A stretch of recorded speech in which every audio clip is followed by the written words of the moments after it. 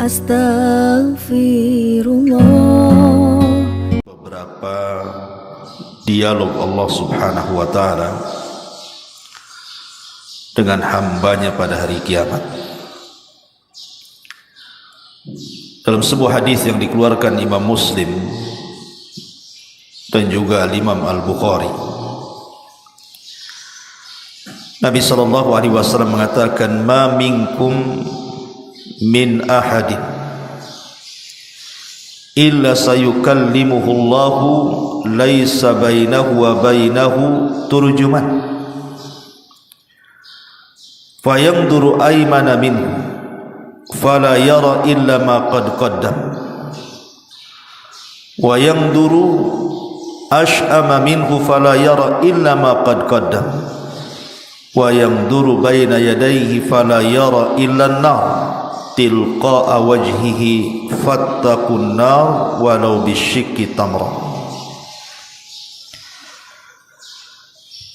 Tidak ada seorang pun dari kalangan kalian kecuali nanti akan diajak bicara oleh Rabbnya pada hari kiamat, tanpa ada seorang penerjemah di antara dia dan juga Rabbnya.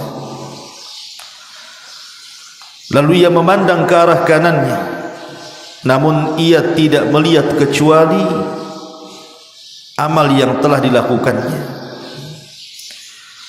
Ia memandang ke arah kirinya, namun ia tidak melihat kecuali amal yang telah dilakukannya.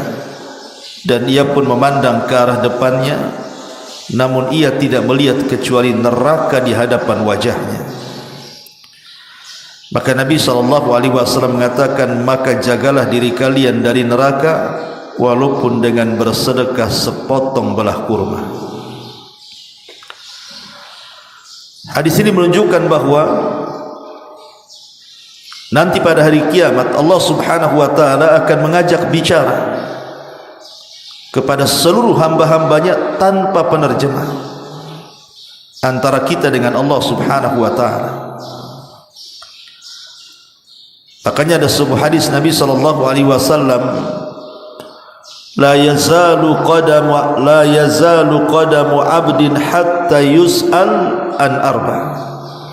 Tidak mungkin bergeser kaki anak Adam dari menginjak titian itu sampai ditanya 4 perkara.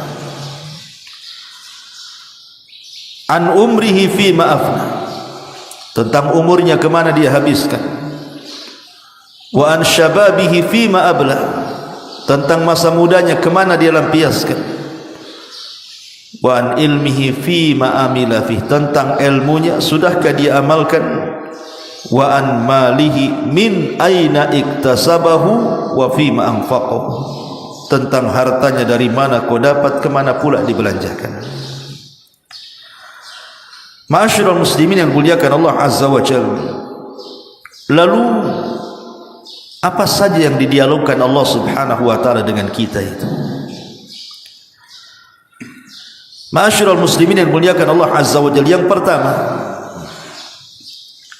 hadis yang dikeluarkan Bukhari dan Muslim. Nabi SAW bersabda ketika bicara tentang al-ardu. Al-ardu itu artinya menampakkan catatan amal. Ada yang memasukkan al-ardu itu bagian daripada hisab, tetapi hisab yang mudah. Makanya hisab itu ada 2, ada hisaban yasira, ada hisaban asira.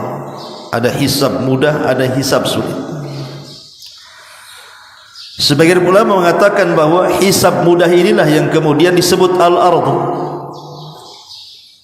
penampakan catatan, pengakuan semua dosa-dosa yang pernah dilakukan.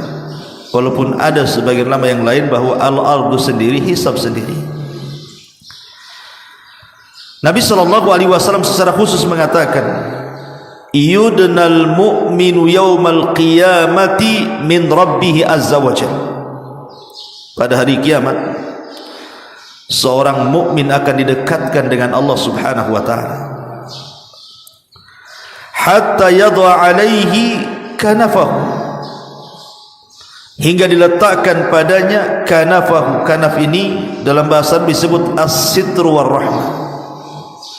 As-sitru war-rahmah, di mana Allah Subhanahu wa taala akan menutupi aib-aib kita, dan Allah Subhanahu wa taala akan berikan kasih sayangnya kepada kita. Hatta yadau alaihi kanafahu, hingga diletakkan kepadanya kasih sayang Allah Subhanahu wa taala kepada hamba yang dipanggilnya itu. Fayuqarrirahu bidzunubihi, maka dia pun mengakui dosa-dosanya. Fayaqulu hal ta'rifu dzamba kadza, maka Allah Subhanahu wa taala mulai berdialog dengan hamba ini. Apakah engkau mengakui dosa ini dan itu? Fayaqulu ay rabbi a'rif, kata orang ini mengatakan, ya Rabb, aku tahu dosa itu dan aku salah sudah melakukannya. Maka Allah Subhanahu wa taala mengatakan, fa inni qad satartuha 'alaika fid dunya wa inni aghfiruha lakal yaum. Wahai hambaku, dosamu di dunia aku tutupi dari pandangan manusia, dan sekarang di akhirat aku ampuni dosa-dosamu. Fayu'ta sahifata hasanati, maka dia akan diberikan lembaran-lembaran catatan kebaikannya. Wa ammal kufar wal munafiqun fayunada bihim ala ru'usil khalaik haula'i alladhina kadzabu 'ala Allah.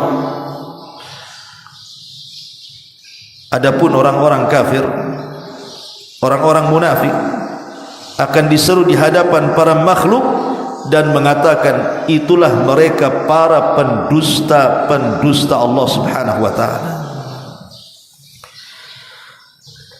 Di sini Nabi SAW ingin katakan, nanti pada hari kiamat kita semua akan dipanggil oleh Allah Subhanahu wa taala, dan semua catatan amal kita akan ditampakkan. Di dunia kita berbuat dosa bisa saja kita tutupi dari orang lain, bahkan boleh jadi orang terdekat dengan kita tidak tahu dosa kita, karena kita ini pandai menyembunyikan dosa di dunia. Tapi di akhirat, la yakhfa alaikum minhu khafiyah, tidak ada bagi kalian di sisi Allah Subhanahu wa taala yang terselubung dan tersembunyi, semua akan tampak. Sehingga Allah Subhanahu wa taala kelak akan memanggil kita, kemudian akan mengajak dialog yang disebut dengan ardul a'mal, penampakan catatan-catatan amal kita itu. Di sini terjadi dialog antara kita dengan Allah Subhanahu wa taala. Maka Allah Subhanahu wa taala akan katakan kepada kita, wahai hambaku, ata'rifu dzamba kadza wa kadza kadza wa kadza, apakah kau tahu dosa yang kau lakukan di dunia, hari ini dan itu, bulan ini dan ini, di tempat ini dan itu? Allah Subhanahu wa taala akan merinci itu, mengingatkan dosa kita.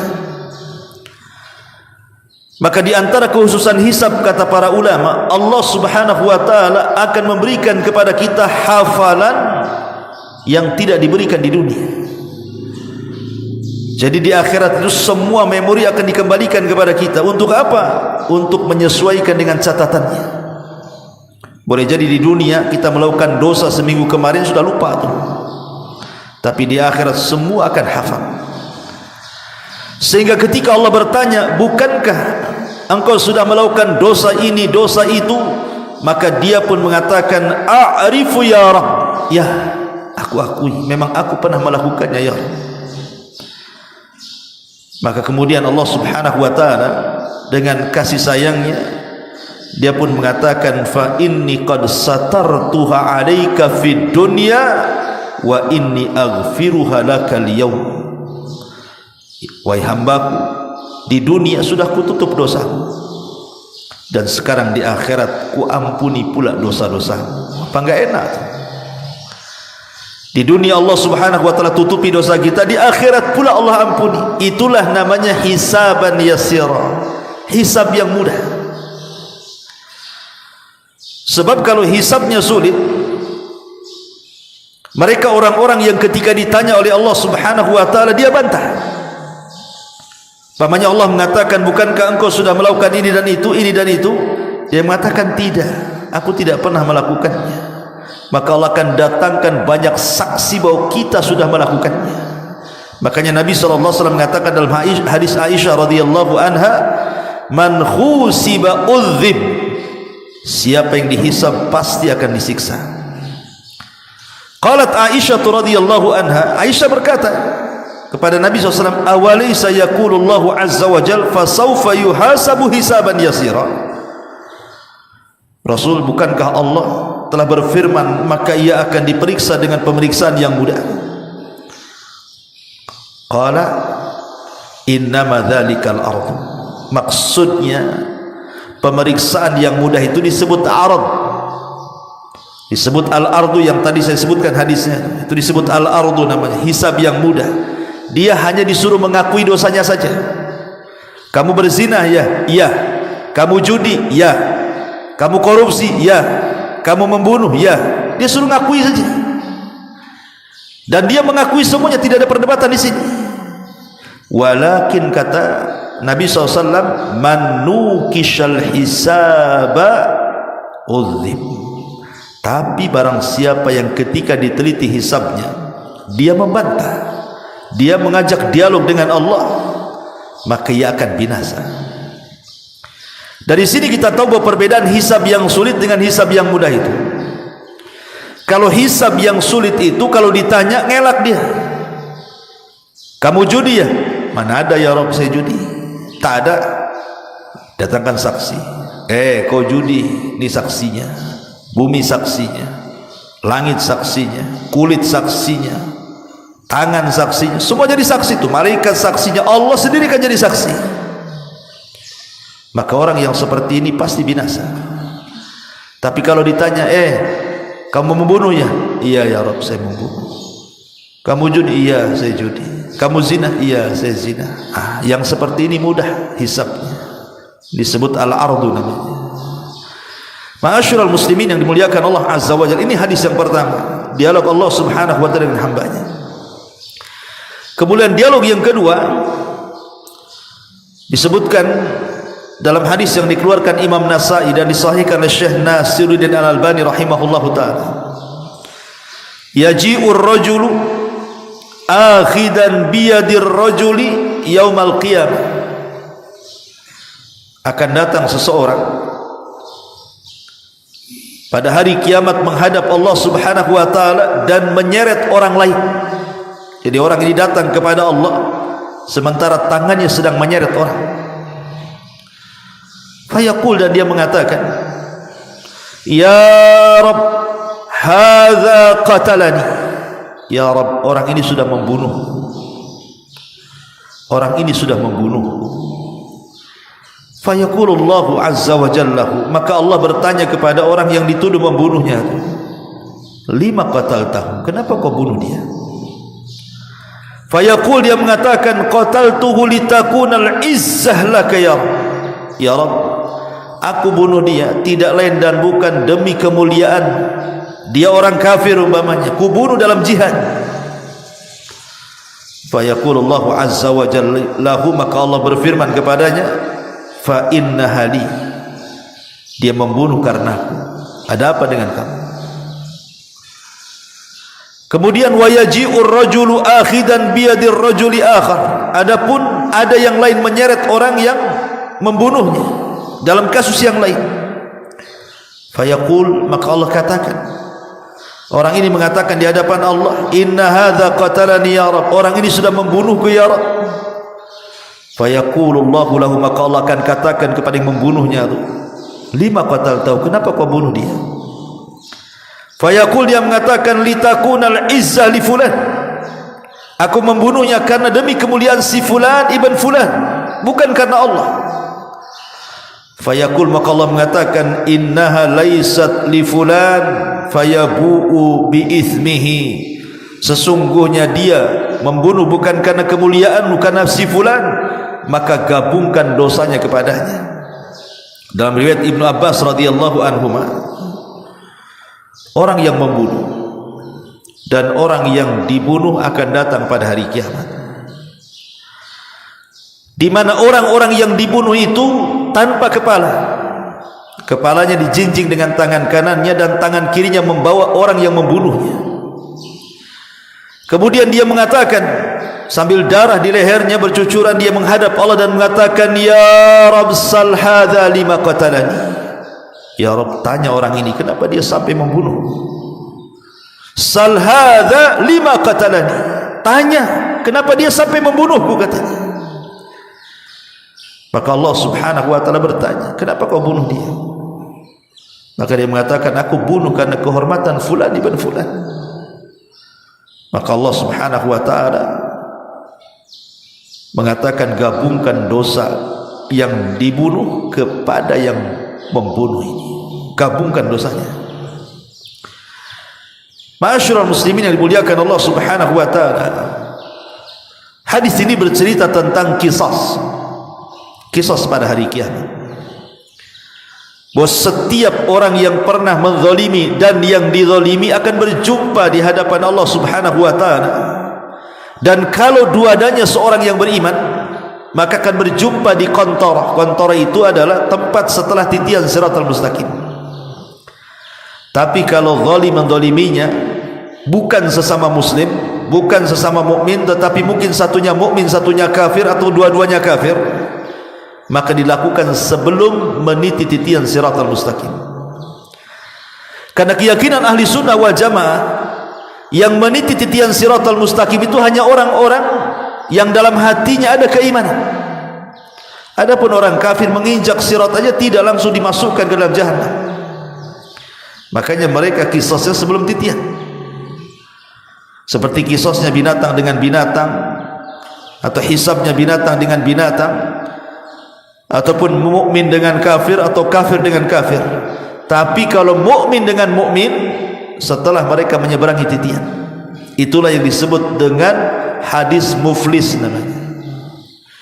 Hadis muflis itu ma'ruf ketika Rasul bertanya kepada para sahabat, atadruna mal muflisu hadhil ummah, tahukah kalian siapa orang bangkrut di antara umat ini?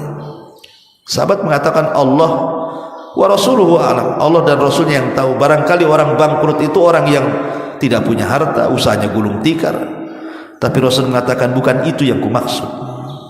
Hakikat orang bangkrut adalah orang yang datang menghadap Allah dengan membawa pahala salat, puasa, zakat, haji, tapi di sisi lain dia membawa dosa, pernah mencaci maki fulan, pernah menghina fulan, pernah membunuh fulan, pernah mengambil harta fulan, dan begitu seterusnya.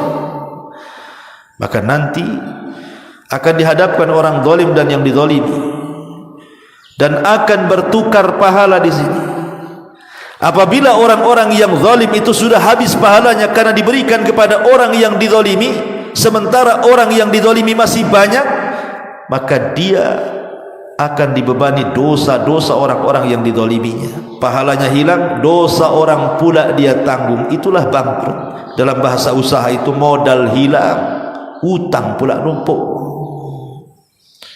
Ma'asyiral muslimin yang dimuliakan Allah Azza wa Jalla, ini dialog yang kedua.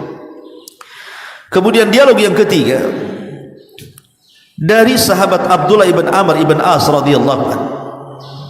Hadis ini dikeluarkan oleh Imam Ahmad dalam musnadnya dan disahihkan oleh Syekh Syu'aib Al-Arnaut rahimahullahu taala.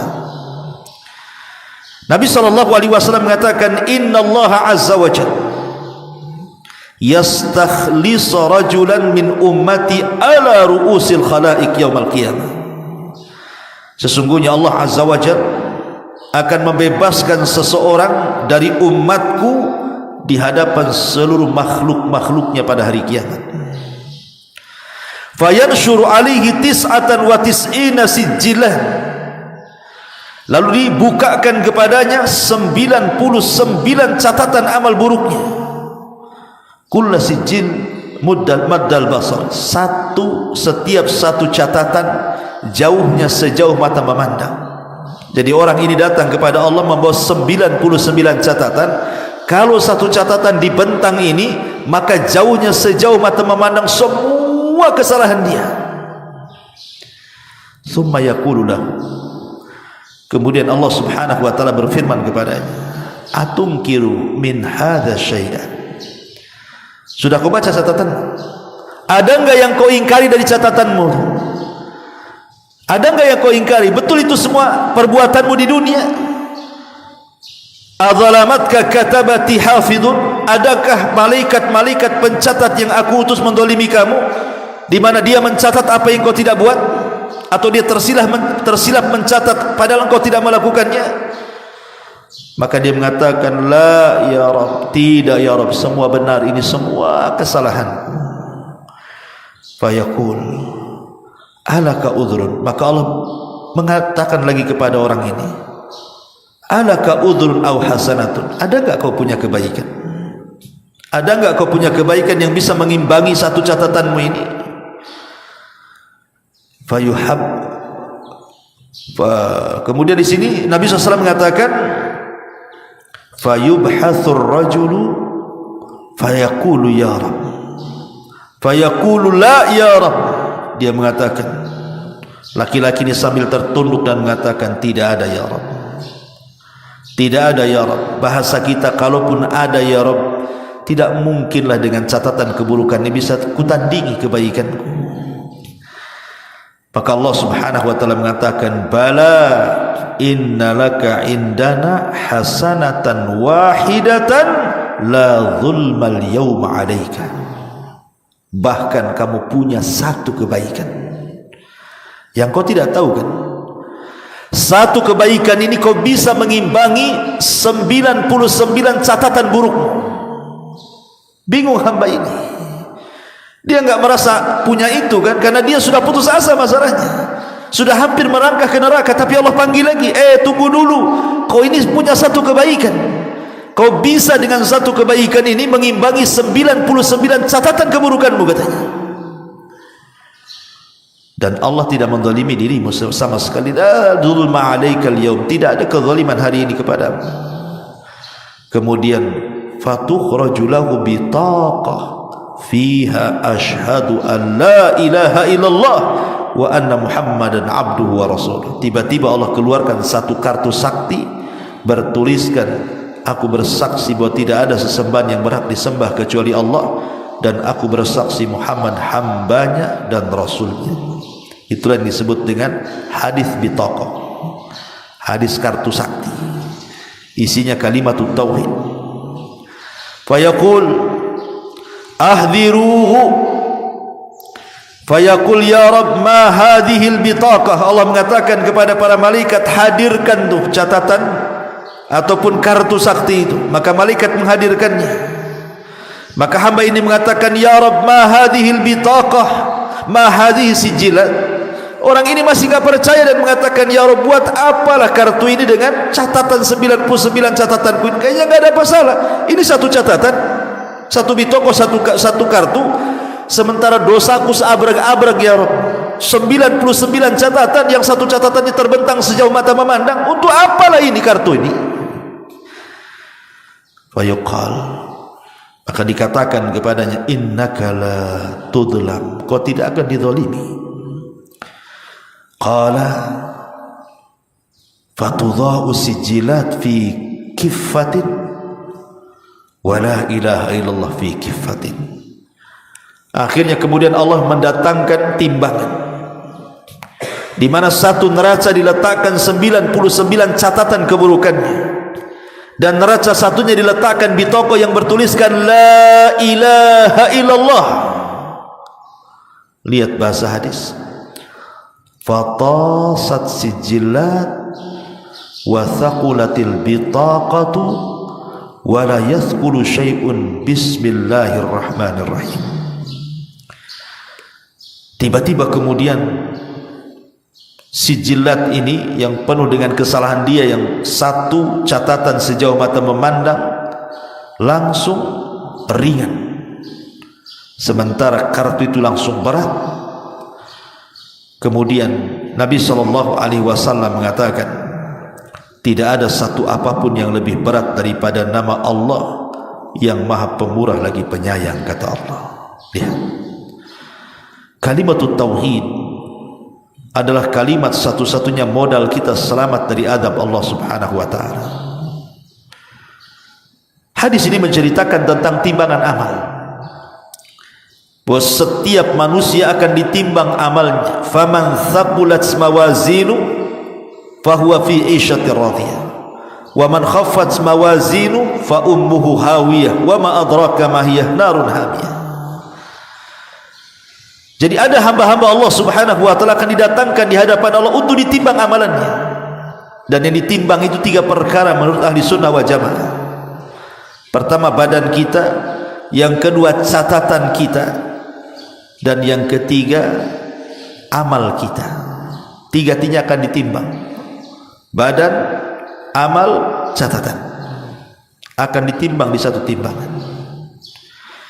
Jadi dalam hadis ini dikisahkan ada seorang laki-laki didatangkan di hadapan banyak makhluk. Ingat, catatan itu terbagi-bagi. Ada catatan yang sifatnya pribadi, pribadi kita. Catatan itu hanya pribadi kita saja, dari A sampai Z, dari awal sampai akhir. Tapi ada catatan itu yang kita berkumpul dengan orang lain, yang disebut dengan catatan umum. Di mana catatan umum itu semua berkumpul satu catatan. Catatannya Abu Bakar di situ, catatannya Umar di situ, catatannya Utsman di situ, catatannya Ali, catatan para sahabat, catatan para tabi'in, catatan Imam Syafi'i, Imam Ahmad, Abu Hanifah. Semua manusia dijadikan satu, termasuk kita ada di situ. Itu namanya catatan umum. Catatan umum inilah yang membahayakan bagi kita. Dan catatan inilah yang mempermalukan setiap kita di hadapan manusia. Karena nanti catatannya akan dibaca, disaksikan semuanya. Abu Bakar Siddiq radhiyallahu an, ini kebaikannya 1, 2, 3, 4, 5 didengarkan semua manusia. Umar begini, Utsman begini, Ali begini, Imam Syafi'i begini, Ahmad, Malik, Abu Hanifah, terus ketika kita yang dibacakan isinya dosa saja, didengarkan semua orang. Apa enggak malu kita dibuatnya? Itulah catatan umum. Ini bahaya nih.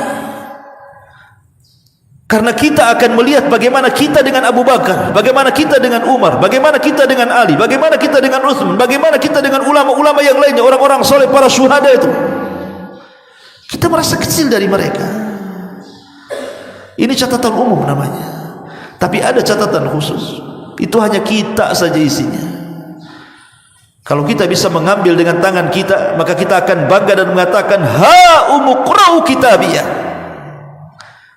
Baca catatanku dengan bangganya. Belum baca dia sudah lempar catatannya. Dengan bangga mengatakan, ha umuqra'u kitabiyah. Baca catatanku, baca. Orang suruh baca catatannya. Kenapa? Karena bangga semua kebaikannya ada di situ. Tapi kalau seandainya catatannya buruk, dia maunya ngelempar aja, mau ngambil pun tak mau. Ma'asyiral muslimin yang dimuliakan Allah Subhanahu wa taala. Lah ada orang yang didatangkan kemudian diajak dialog oleh Allah. Dia bawa 99 catatan, diajak dialog oleh Allah Azza wa Jalla di situ. Mana catatan? Dia sudah membawa 99 catatan. Bentangkan satu saja katanya.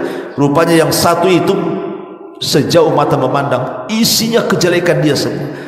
Bayangkan ya kawan, kalau antum masuk ke mall, antum borong satu mall tuh, kemudian antum bawa ke kasir, risitnya sampai mana tuh? Risit komputernya tuh, catatan belanjaannya itu kan, mungkin dari sini kena goyang kalau satu mall diborong kan. Seperti itulah catatan tuh, lengkap detail. Kemudian dia melihat catatannya terbengong-bengong kan, wah ini jelek semua catatannya. Makanya Allah berfirman, coba teliti lagi catatan, betul enggak? Betul ya Rabb. Teliti lagi, jangan-jangan malaikat salah nulis katanya. Anda ya Rabb, semua benar. Dia sudah ngedon duluan. Ketika Allah mengatakan, punya kau kebaikan untuk menandingi satu ini, baru satu tuh, yang 98 belum dibuka tuh. Ya Rabb, buat apalah kalau saya punya kebaikan dengan satu catatan ini, nggak ada guna. Tapi Allah Subhanahu wa taala memberikan optimisme kepada dia. Ada, kau itu punya kebaikan satu katanya, dan ini bisa mengimbangi 99 catatanmu.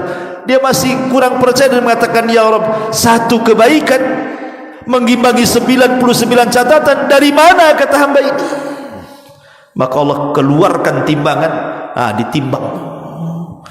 Rupanya kalimat tauhid yang ditimbang la ilaha illallah bisa memberatkan timbangan dia dan meringankan seluruh dosa-dosanya. Dari sini kata para ulama, fadlut tauhid, ada keutamaan tauhid. Selama orang itu tidak mati di atas kesyirikan, selama orang itu tidak mati di atas perbuatan syirik, maka ada kesempatan untuk selamat. Itulah kalimat tauhid la ilaha illallah. Ini yang ketiga. Ma'asyiral muslimin yang muliakan Allah Azza wa Jalla. Yang keempat, hadis ini dikeluarkan Imam Bukhari dari sahabat Abi Hurairah radhiyallahu anhu. Anna rajulan min ahli al-jannah ista'dzana rabbahu fi zar'i. Ada seorang laki-laki yang ketika di dunia suka bercocok tanam, mungkin dia petani atau pekebun di dunianya. Jadi ketika masuk surga, dia mengatakan kepada Allah Subhanahu wa taala, "Ya Rabb, aku ingin bercocok tanam," katanya. Di surga minta bercocok tanam. Padahal di surga sudah disiapin semuanya kan itu ya. Kenikmatan yang tidak bisa dilihat, didengar, terlintas pun tidak. Mau minta kebun pula di surga orang ini. Dia mengatakan, "Ya Rabb, aku ingin bercocok tanam." Faqala lahu, maka Allah Subhanahu wa taala mengatakan, "Alasta fi ma syi'ta?" Alasta fi ma syi'ta? Kata Allah, bukankah kamu bebas melakukan apa saja yang kau kehendaki? Kau bebas mau apa saja di surga. Kenikmatannya tidak bisa dilihat, didengar tidak bisa. Pokoknya, aduh, apa yang kau inginkan sudah ada. Kau ingin beras ada, ingin apa, ingin lauk apa saja ada di surga. Dia mengatakan, qala bala walakinni uhibbu an azra. Iya ya Rabb, tahu apapun yang kuinginkan ada di surga itu. Masalahnya aku ini pengen bercocok tanam, itu saja. Jadi masih teringat di dunia itu. Karena nostalgia kita di dunia itu semua akan teringat semua di akhirat. Semua akan ingat. Termasuk untuk ngaji di sini akan ingat semuanya. Jadi kenangan-kenangan ahli surga yang di dunia dulu suka bertani itu, pengen lagi dia bertani. Makanya dia mengatakan, bala ya Rabb walakinni uhibbu an azra. Ya, aku tahu ya Rabb, semua keinginanku memang dipenuhi, tapi masalahnya tetap aku ingin bertani, katanya. Qala fabadara tarfa nabatuhu wastiwa'uhu wastihsaduhu fakana amsalul jibal. Lihat bagaimana Allah Subhanahu wa taala memberikan kesenangan hamba ini.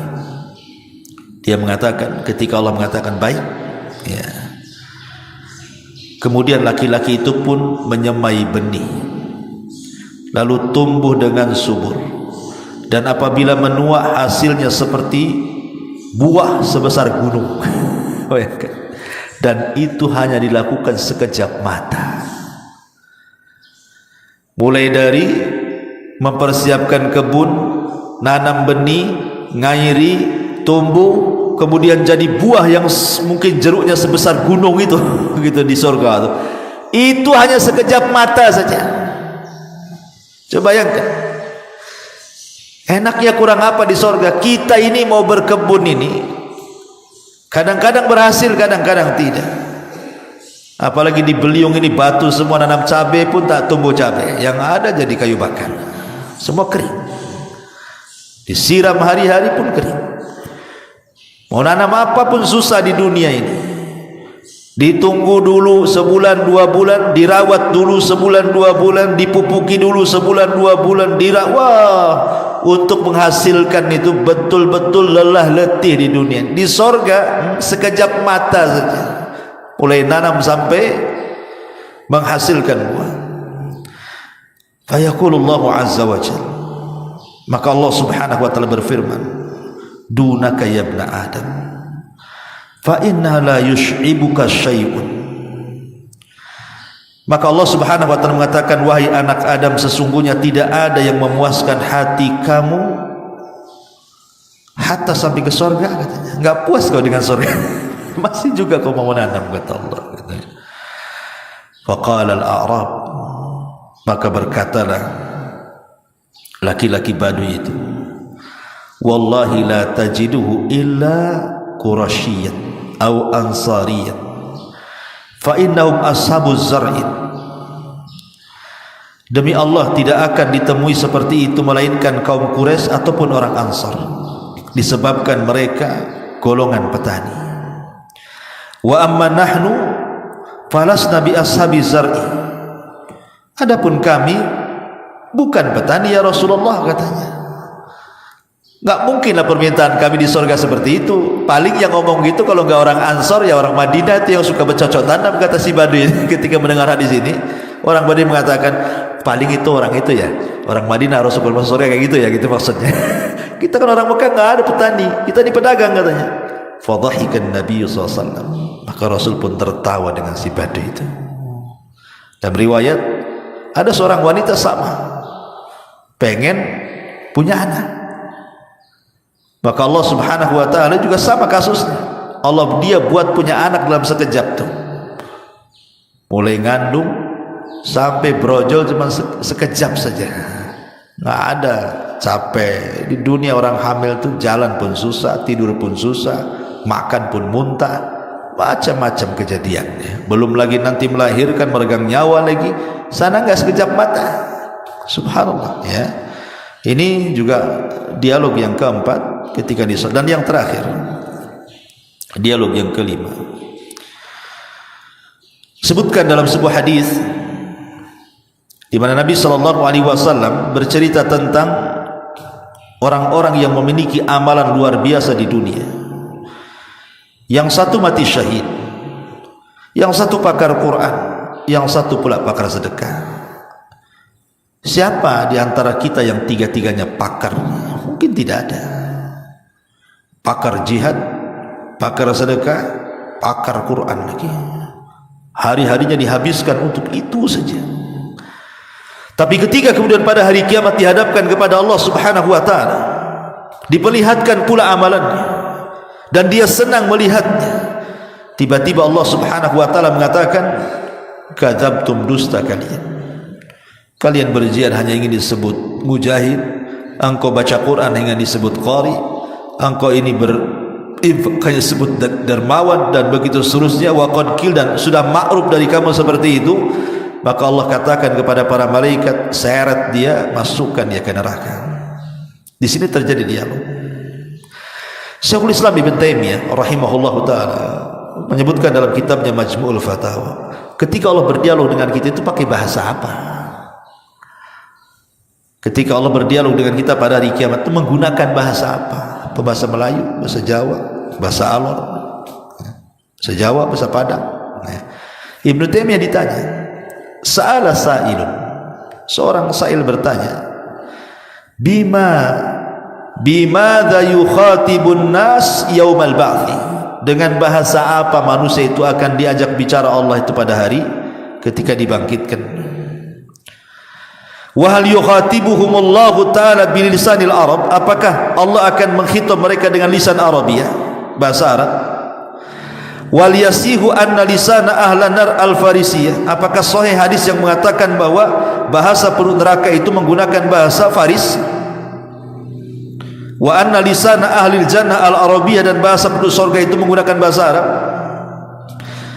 Maka Ibn Taimiyah mengatakan, alhamdulillahi rabbil alamin, la yu'lamu bi ayyi lughatin tatakallamun nas yauma idzin. Kata Ibnu Taimiyah, tidak diketahui dengan bahasa apa manusia bicara pada hari itu. Wala bi ayyi lughatin yasma'una khitab rabbi, ataupun dengan bahasa apa mereka mendengar Allah bicara. Lianna Allah Ta'ala lam yukhbirna bi syai'in min dzalik, karena Allah tidak pernah menghabarkan kepada kita dengan sesuatu seperti itu. Kemudian juga wala rasulahu, begitu juga rasulnya tidak pernah menghabarkan. Walam yasih annal farisiyata lughatal jahannamiyin, dan tidak sahih juga riwayat yang mengatakan bahwa bahasa orang-orang yang masuk ke jahanam itu menggunakan bahasa Persia. Wala annal arabiyata lughata ahli naimil abadi, begitu juga penduduk surga menggunakan bahasa Arab, tidak sahih juga riwayatnya. Wala na'lam nizaan fi dzalik bainas sahabah, dan kami tidak pernah mengetahui ada perselisihan di antara para sahabat Nabi. Bal kulluhum yakufuna an dzalik, bahkan semuanya diam dan tidak membicara soal ini. Kenapa? Li'annal kalam fi mithli hadza min fudulil qaul, karena bicara soal ini adalah termasuk fudulul qaul, ngomongan enggak jelas gitu ya, fudulul qaul itu. Wala qala Allah Ta'ala li ashabihi tsara, Allah pun tidak pernah mengucapkan seperti itu.